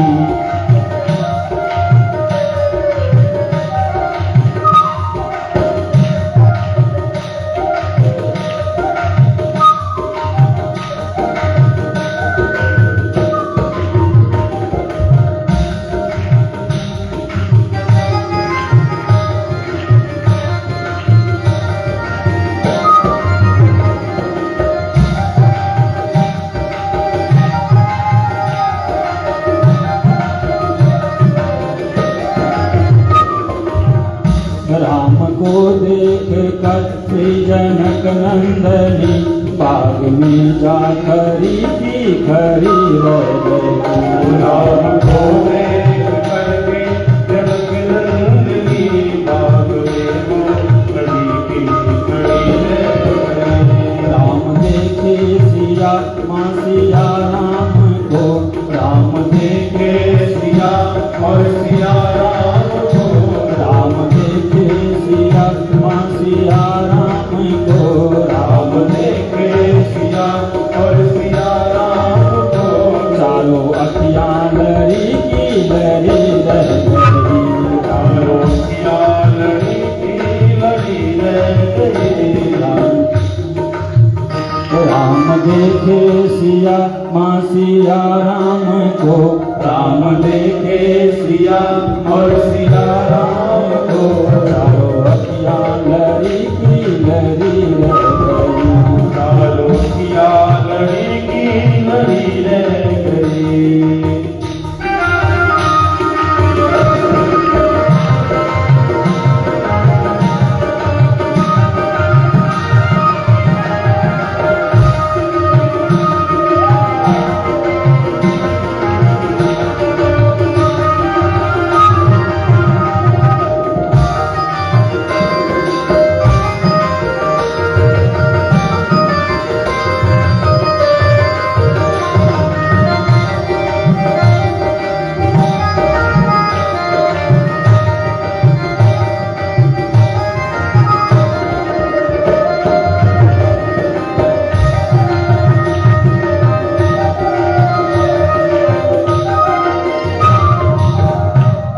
जनकपुर गए देखने के लिए, हे जनकपुर गए देखने के लिए, हे जनकपुर गए देखने के लिए, हे जनकपुर गए देखने के लिए। सारी सखियां झरोखन से झांकन लगी, सारी सखियां झरोखन से झांकन लगी। हे जनकपुर गए देखने के लिए, हे जनकपुर गए देखने के लिए। सारी सखियां झरोखन से झांकन लगी, सारी सखियां झरोखन से झांकन लगी। देखते ही नजर मिल गई दोनों की, देखते ही नजर मिल गई दोनों की। देखते ही नजर मिल गई दोनों की, देखते ही नजर मिल गई दोनों की। जो जहाँ थी खड़ी की खड़ी रह गई, जो चाहती खड़ी की खड़ी रह गई। राम को देख कर श्री जनक नंदनी, राम को देख करके जनक नंदनी। बाग में जा खड़ी की खड़ी रह गई, बाग में वो खड़ी की खड़ी रह गई। बोली है एक सखी राम को देख कर, बोली है एक सखी, राम को देख कर, बोली है एक सखी राम को देख कर, बोली एक सखी राम को देख कर। रच दिए हैं विधाता ने जोड़ी सुगर, रच दिए हैं विधाता ने जोड़ी सुगर। बोली है एक सखी राम को देख कर, बोली है एक सखी राम को देख कर। रच दिए हैं विधाता ने जोड़ी सुगर, रच दिए हैं विधाता ने जोड़ी सुगर। पर धनुष कैसे तोड़ेंगे वारे को भर, पर धनुष कैसे तोड़ेंगे मारे कुमर। पर धनुष कैसे तोड़ेंगे वारे को भर, पर धनुष कैसे तोड़ेंगे मारे कुमर। सबकी शंका बनी की बनी रह गई, सबकी शंका बनी की बनी रह गई। सबकी शंका बनी की बनी रह गई। राम को देख कर श्री जनक नंदनी, राम को देख करके जनक नंदनी। बाग में वो खड़ी की खड़ी रह गई। बाग में वो खड़ी की खड़ी रह गई। बाग में वो खड़ी की खड़ी रह गई। बोली दूजी सखी छोट देखन में है, बोली दूजी सखी छोट देखन में है, पर चमत्कार उनका नहीं जानती, पर चमत्कार उनका नहीं जानती। बोली दूजी सखी छोट देखन में है, बोली दूजी सखी पर चमत्कार इनका नहीं जानती, पर चमत्कार इनका नहीं जानती। एक ही बाण में तारिका राक्षसी, एक ही बाण में तारका राक्षसी। एक ही बाण में तारिका राक्षसी, एक ही बाण में तारका राक्षसी। उठ सकीना परी की परी रह गई, सकीना परी की परी रह गई। उठ सकीना परी की परी रह गई, उठ सकीना परी की परी रह गई। बोलिए जगत जननी जगदम्बा जानकी की जय, राजा रामचंद्र भगवान की जय। तो ये एक अलौकिक घटना हुई वहां पर, ऐसी घटना जो आज से पहले कभी नहीं हुई थी। तो भगवान रामचंद्र जी जिस छटा को देखकर मोहित हुए और उनके ही स्वरूप को देखकर मां जगत जननी जगदम्बा जानकी भी मोहित हो गई। अब भगवान लखनलाल से बात कर रहे हैं और उधर सखियों ने मैया को कहा कि बहन, हम जिस काम से आए हैं उस काम को चलें, अब विलंब हो रहा है, नहीं तो मैया भी घर पे डांटेगी, बोलेगी इतना समय तो लगता नहीं गौरी पूजन में, आप इतने समय तक कहाँ थे। तो जब मैया को सखियों ने झकझोरा है, शरीर को टटोला है, तब जाके मैया का भ्रम खुला और आंखें झुकी, पलकें बंद हुई। ऐसे ही भगवान जब मैया के आंखें बंद हुई, मैया सखियों के साथ वापस गौरी पूजन के लिए जा रही हैं, तब भगवान भी लखनलाल से कहते हैं कि भैया, आज से पहले जो कभी नहीं हुआ, आज वो पहली बार ऐसा हुआ कि रघुवंश के किसी व्यक्ति को किसी के स्वरूप को देखकर मोहित होना पड़ गया। अब ऐसा रघुवंश में आज तक नहीं हुआ जो रघुवंश का कोई राजकुमार किसी पराई स्त्री को देखकर मोहित हो जाए या किसी युद्ध में अपने प्रतिद्वंदी को अपना पीठ दिखाए।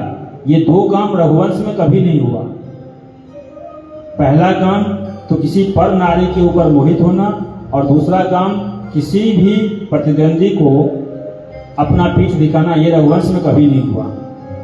तो अगर मेरे साथ ऐसा हुआ कि मैं मिथिला के राजकुमारी को देखकर मंत्रमुग्ध हो गया या मोहित हो गया, तो अब पता नहीं विधाता का क्या लिखा हुआ है। विधाता ने क्या सोचकर मेरा ऐसा व्यवहार किया, ये तो विधाता ही जाने। और भगवान ये बात लखनलाल से कह रहे हैं और साथ ही ये भी कह रहे हैं कि अब घर चलना चाहिए, और पुष्प में विलंब भी हो रहा है, पुष्प ले जाकर गुरुजी को देंगे, तभी तो गुरुदेव आगे का पूजा करेंगे। इस प्रकरण में मैया के स्वरूप का वर्णन तुलसीदास जी ने बहुत ही सरल स्वभाव में, बहुत ही छोटे चौपाई में किया है। क्योंकि तुलसीदास जी कहते हैं कि हमारे पास वो शब्द नहीं है, या मेरी वो औकात नहीं है, कह सकते हैं कि मैं अपने माँ के स्वरूप का वर्णन कर सकूं। आप विभिन्न ग्रंथों में देखेंगे, जो विभिन्न ग्रंथों के नायिकाओं का वर्णन कवियों ने बहुत ही अलग अलग तरीकों से किया है, लेकिन ये राम कथा चूंकि मर्यादित है और तुलसीदास जी ने सारे मर्यादाओं का पालन किया है। जैसे रामचंद्र जी ने अपने जीवन काल में सारे मर्यादाओं का पालन किया है, कोई भी ऐसा कार्य नहीं किया जिससे किसी भी प्रकार की कोई मर्यादा बाधित हो या वंचित हो। ऐसे तुलसीदास जी ने ही भी इस काव्य में कहीं पर भी ऐसी कोई चौपाई नहीं लिखी, या ऐसा कोई दोहा सोलठा छंद ऐसा कहीं नहीं लिखा जो किसी प्रकार की कोई मर्यादा कहीं पर खंडित होता हो।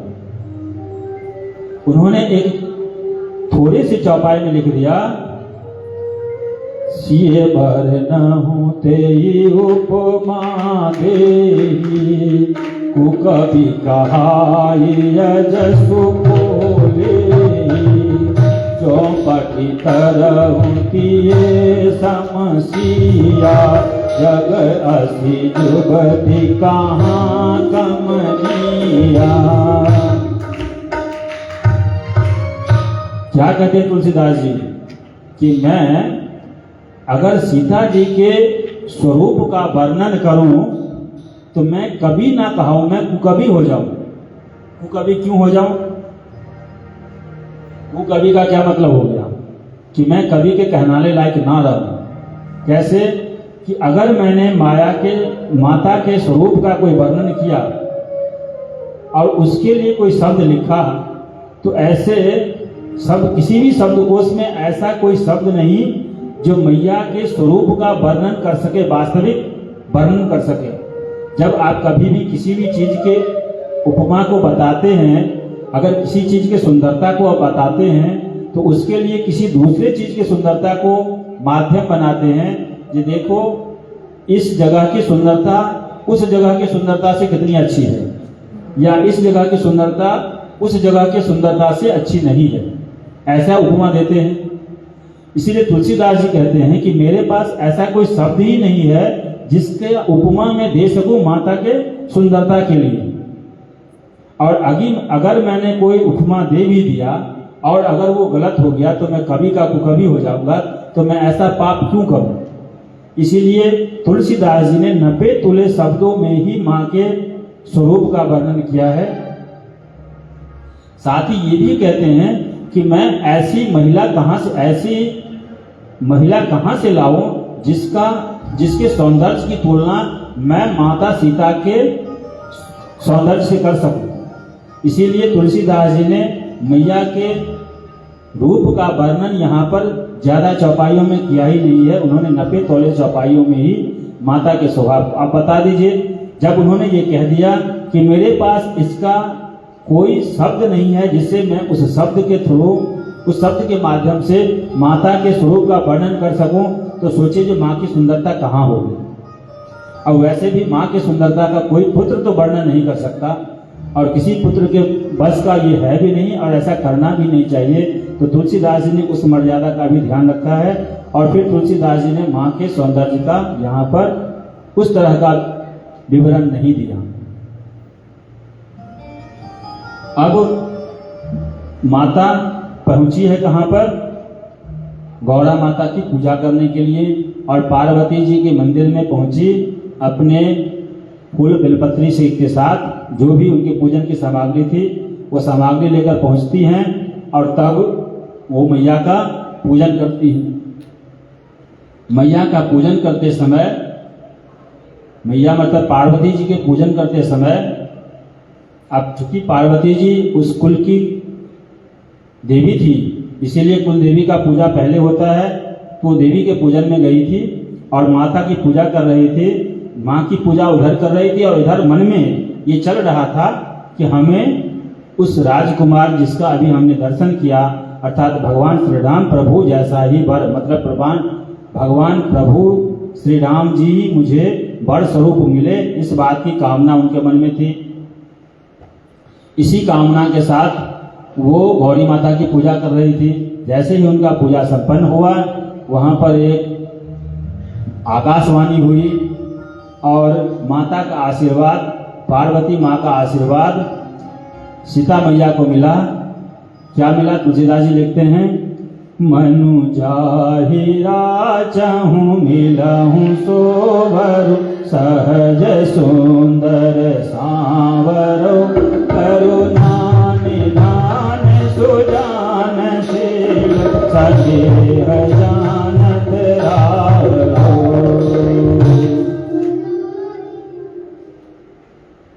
गौरी माता आशीर्वाद देती हैं कि आपके मन में जो है आपको वही वर मिले। तो यहाँ पर सीता माँ को वरदान मिल गया कि आपने जिसको मन ही मन वर बना लिया, मन ही मन जिसको वर लिया है, वो आपको वर के रूप में प्राप्त हो जाता है। उधर जनक जी की जो प्रतिज्ञा है वो भी सबको याद है, इधर माता का आशीर्वाद भी सबको याद है। अब बताइए, जनक जी की प्रतिज्ञा बढ़ी या माता का आशीर्वाद बढ़ा? किसी भी प्रतिज्ञा से कोई भी आशीर्वाद बड़ा होता है।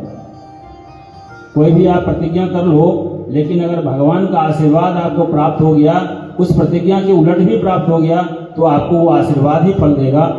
आशीर्वाद, भगवान का आशीर्वाद, भगवती का आशीर्वाद कभी निष्फल नहीं जाता। तो माँ को, सीता मैया को आशीर्वाद मिला। अब सीता माता पूजा करके अपने घर गई, जनक नंदिनी जनक जी के महल में पहुंच गई, और इधर भगवान पुष्प वाटिका से पुष्प लेकर अपने गुरुदेव के पास पधारे हैं, और गुरुदेव को पुष्प दे देते हैं पूजा के लिए, और कहते हैं, गुरुदेव मैं ये पूजा के लिए आपके लिए पुष्प लेके आ गया हूं। अब गुरुदेव क्या कहते हैं? गुरुदेव मन की बात समझते हैं, और गुरुदेव ने उनको आशीर्वाद दिया।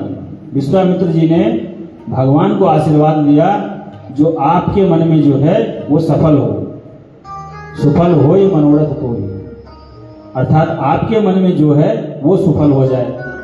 उधर माता ने वरदान दिया पुत्री को, इधर गुरु ने आशीर्वाद दिया शिष्य को, और दोनों को एक ही आशीर्वाद प्राप्त हुआ।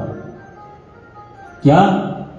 दोनों को अपने अपने मन में जो है, जिसको जो पत्नी के रूप में बढ़ना चाहता है और जो जिसको पति के रूप में बढ़ना चाहता है, दोनों को आशीर्वाद प्राप्त हुआ। भगवान को जो आशीर्वाद मिला गुरु से, वो एक आशीर्वाद नहीं, 3 आशीर्वाद मिला। कैसे? एक साथ 3 आशीर्वाद कैसे मिल गया? पहला, गुरुदेव का आशीर्वाद मिला, क्योंकि गुरु शिष्य का नाता है वहाँ पर, विश्वामित्र जी का और भगवान का।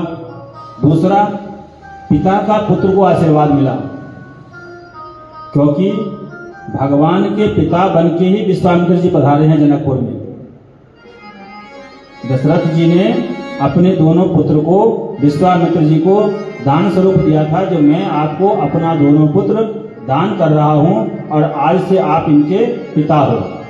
तो वो एक पिता का भी आशीर्वाद उनको प्राप्त हो गया, एक अपने गुरु का भी आशीर्वाद प्राप्त हो गया, और दूसरा, विश्वामित्र जी एक संत, संपूर्ण संत हैं, महात्मा हैं। इतने बड़े संत थे जिनका आशीर्वाद उनको सहज ही प्राप्त हो गया। तो उनके पास 3 वरदान प्राप्त हो गया, 3 तरह का वरदान उनको मिला, आशीर्वाद मिला। ऐसे ही मैया को भी वरदान मिला। तो जब इतने सारे वरदान मिले, तो आपको क्या लगता है वो वरदान कभी निष्फल जा सकता है? चाहे कितना भी बड़ा कोई भी शर्त क्यों न रख दिया हो, कितना भी बड़ा उन्होंने, जनक जी ने अपनी प्रतिज्ञा क्यों न कर ली हो, लेकिन वो वरदान के आगे सब निरस्त है। इधर भगवान लखनलाल जी को सीता मैया के सौंदर्य का गुणानुवाद कर रहे हैं और कह रहे हैं कि भैया, हमने जो राजकुमारी को देखा, जो मिथिला की राजकुमारी को देखा, उनकी छवि चंद्रमा की तरह सुंदर थी। किसी भी सुंदर शरीर को देखकर साधारणतः मनुष्य चंद्रमा से उसकी तुलना करते हैं। खास करके एक महिला को जब आप महिला की प्रशंसा करना चाहते हैं या करते हैं, तो जनरली साधारणतः सभी मनुष्य यही कहते हैं कि इनकी छवि इतनी सुंदर है जैसे चंद्रमा की छवि। लेकिन फिर प्रभु ये कहते हैं कि अगर मैं जनक नंदिनी की तुलना चंद्रमा से करूं, तो ये जनक नंदिनी के साथ अन्याय होगा। अब अन्याय कैसा होगा? चंद्रमा जो है वो समुद्र से उत्पन्न हुआ है, खारे पानी से उत्पन्न हुआ है, और उसी समुद्र से विष भी उत्पन्न हुआ है। तो विष चंद्रमा का भाई हो गया। तो जिसका भाई विष होगा, उसकी सौंदर्यता की तुलना हम सीता जी से नहीं कर सकते। दूसरा, चंद्रमा का अपना एक स्वरूप स्थिर है ही नहीं, कभी बढ़ जाता है, कभी घट जाता है, कभी पूर्ण हो जाता है, कभी आधा हो जाता है, कभी छिप ही जाता है, कभी गायब भी हो जाता है।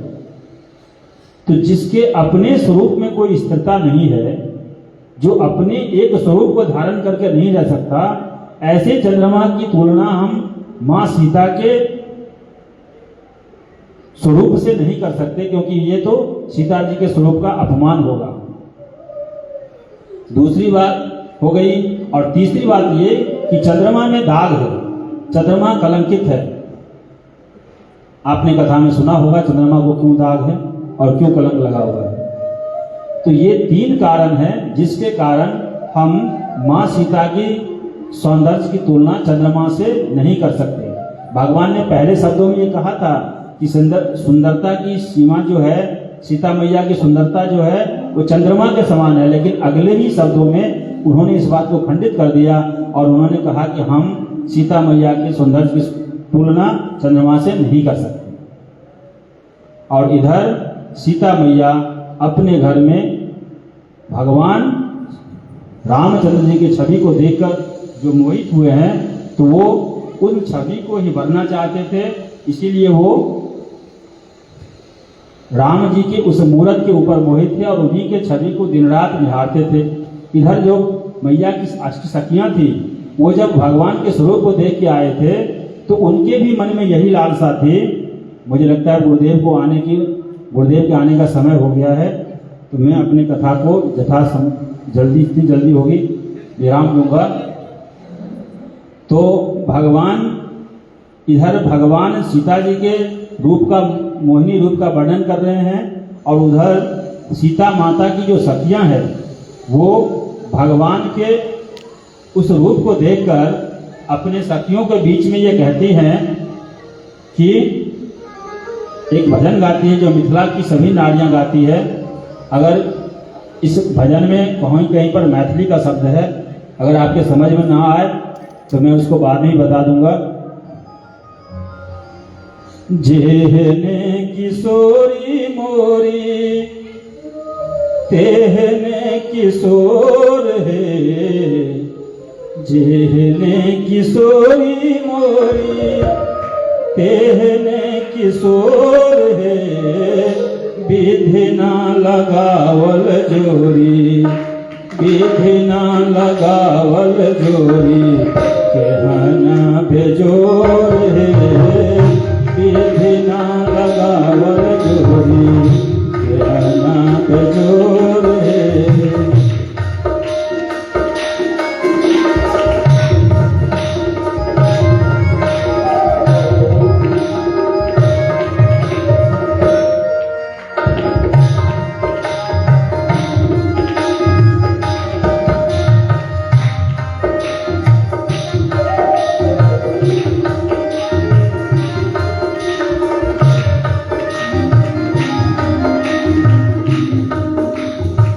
जेहने किशोरी मोरी तेहने किशोर है, जेहने किशोरी मोरी तेहने किशोर है, विधि ना लगावल जोरी, विधि ना लगावल जोरी, कहना बेजोर है, विधि ना लगावल जोरी।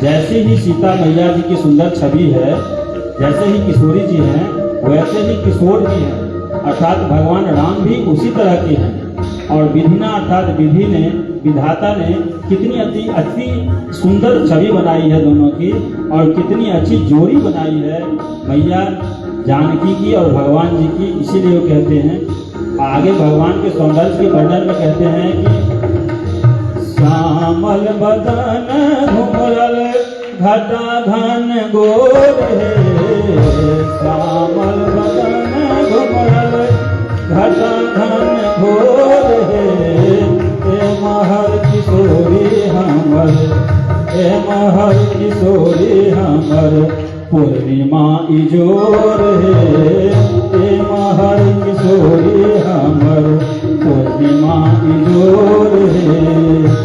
श्यामल बदन घुमरल घटा घन घोर है, श्यामल बदन घुमरल।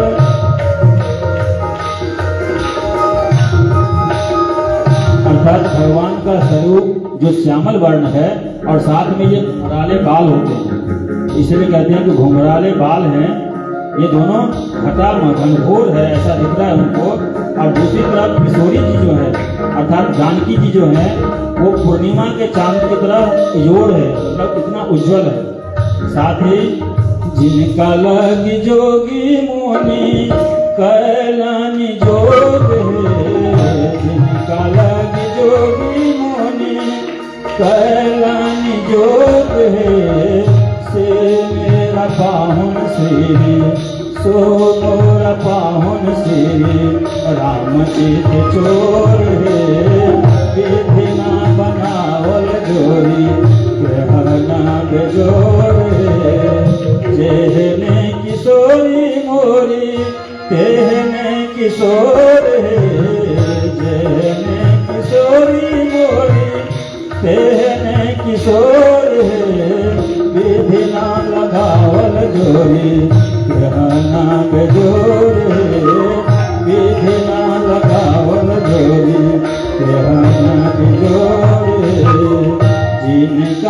पापी देही धन्य भाग मोरे तिनका के पापी देही धन्य भाग मोरे सरस सनेह पाहुन सरस सनेह पाहुन रेशम के डोरे सरस सनेह पाहुन रेशम के डोरे जेहने किशोरी मोरी तेहने किशोरी जेहने किशोरी मोरी तेहने किशोरी विधि ना लगावल जोरी केहना के जोरी विधि ना लगावल जोरी केहना के जोरी। अर्थात ये सारों अष्ट सखियां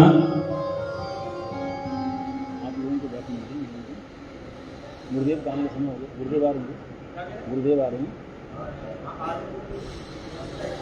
अर्थात ये सखियां ये कह रही थी कि जैसे ही उनकी किशोरी जी है, मतलब जैसे ही हमारी किशोरी हैं वैसे ही हमारे भगवान श्री राम जी भी हैं। जैसे ही उनके छवि का वर्णन वो कर रहे हैं वैसे ही किशोरी जी के भी छवि का वर्णन कर रहे हैं।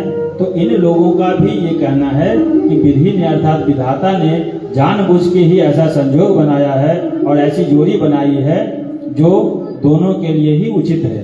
तो ये सीता जी के और भगवान जी का स्वरूप का वर्णन सखियों द्वारा किया गया था, विधि अर्थात विधाता को इस बात के लिए धन्यवाद करने के लिए। तो इतने सारे लोगों का जो मन की आशा थी वो भगवान श्री रामचंद्र जी और मैया जानकी के दोनों के बीच के जुगल जोड़ी को बनाने के लिए भगवान से ये प्रार्थना कर रहे थे।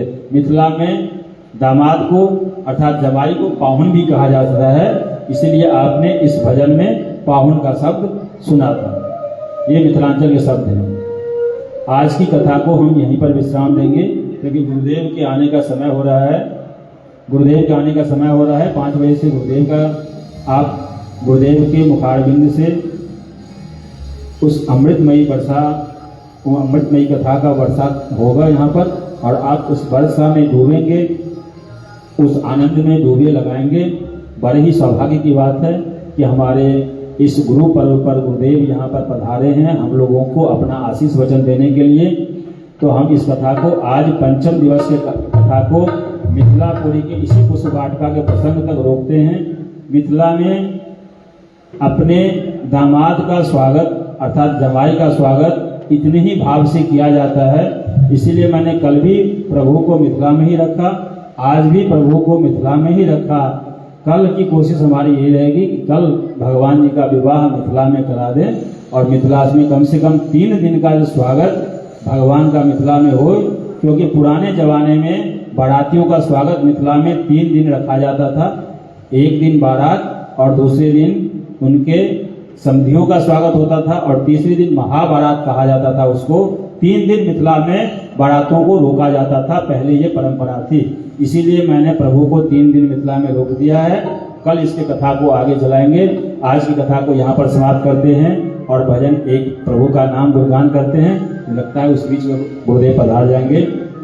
हरे राम राम राम सीता राम राम राम, हरे राम राम राम सीता राम राम राम, सीता राम राम राम, सीता राम राम राम, सीता राम राम राम, हरे राम राम राम सीता राम राम, हरे राम राम राम सीता राम राम राम, सीता राम राम राम राधे श्याम श्याम श्याम, सीता राम राम राम राधे श्याम श्याम श्याम, हरे राम राम राम सीता राम राम, हरे राम राम राम सीता राम राम, सीता राम राम, सीता राम राम, सीता राम राम, सीता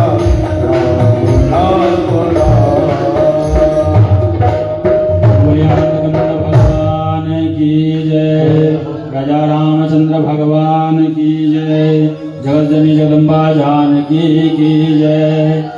आप लोग बैठे रहें। और भगवान का भजन करते रहें। तब तक गुरुदेव पधारेंगे। इधर संगीता की भी बदलेंगे, संगीता के लोग पधार रहे हैं। आप लोग यथास्थिति बैठे रहेंगे और भगवान का नाम करते रहिए, कीर्तन करते रहिए। हरे राम राम राम सीता राम राम राम, हरे राम राम राम।